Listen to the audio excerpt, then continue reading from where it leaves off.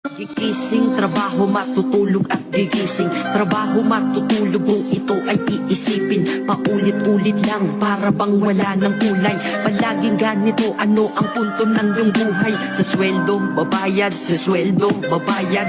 Kakasweldo lang pero ubos ang pera kagad. Ito ba talaga ang binigay na kapalaran? Hindi ka mabubuhay kung hindi mo babayaran. Mahirap pala to, sana maaga kong nalaman. Para kang malayang preso pag di ka anak mayaman. Dahil aking napuna kapag bumiyahe sa umaga. Mga tao sa paligid ko hindi rin maligaya. Tayo ay mga alipin sa moderno na lipunan. Magandang kinabukasan kailangang pag-ipunan. Pero pagkatapos nun, ano ba ang kasunod? Ika'y magkakasakit, mamamatay ka ng pagod. Di ba napakalupit? Ganito ba talaga? Habang nabubuhay ka, pera ang mahalaga. Kaya magtrabaho ka, magbanat ka ng buto.